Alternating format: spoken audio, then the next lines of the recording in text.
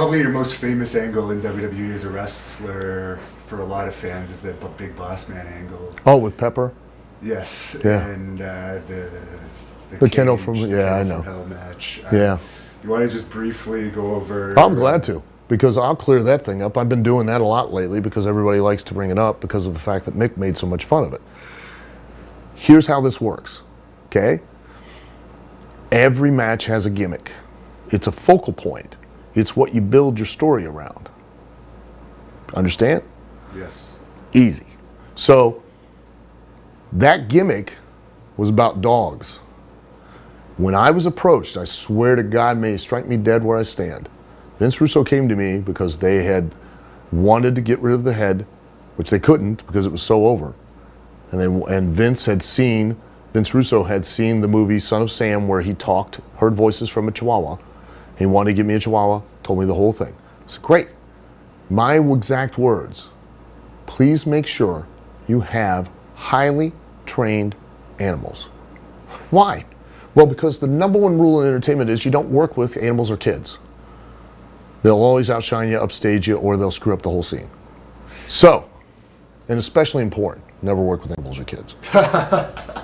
So, verbatim, the Chihuahua, highly trained, so that I could interact with it, right? Okay, no problem. Okay, show up to TV next week. There's a Chihuahua. There's a lady sitting with a Chihuahua. Oh, you're his trainer? No, I'm his owner. Oh, they called a veterinarian clinic in Detroit and got a list of names with the people that owned a Chihuahua. That's it. Immediately go to Vince Russo. I swear to you, as I stand, went to Vince Russo.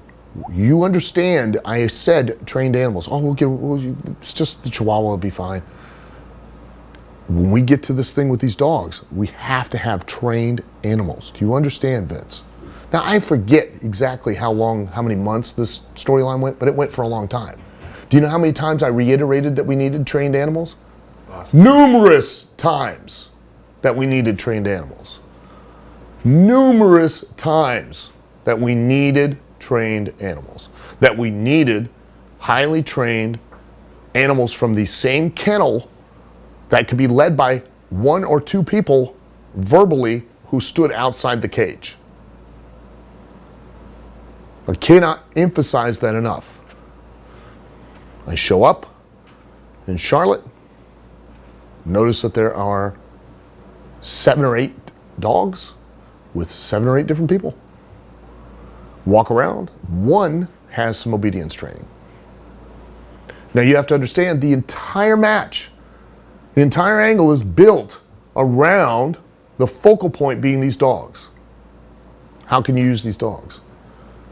What can you do with these dogs? Please explain to me, because I would like to hear somebody tell me what they expect you to do with them when they're out there urinating, defecating, and fornicating so much they couldn't even show them on TV. When the gimmick of the match is that you're inside a cage that's inside a cell that has, like sharks surrounding it, dogs that you now need to get through and out of the other side. And you can't even interact with the dogs. Curious. But now it's become a joke, and it's now all my responsibility, even though I had no control over the fact. Whose responsibility would you put that on? Obviously, it was the company's. The company, yeah. But it's not mine. I would, if they'd have told me go find trained dogs. What do you think I'd have done? You would have done it. I would have made sure that I found trained dogs that were highly trained with one person, because every time I went and spoke to Russo, I said that.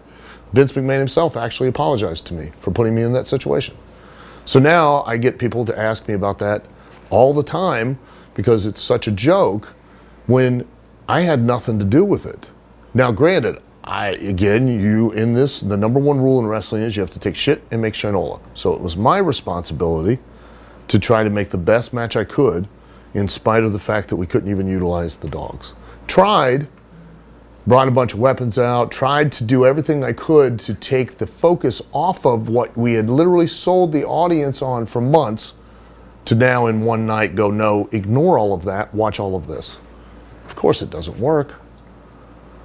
And was the boss man as upset about it as you are?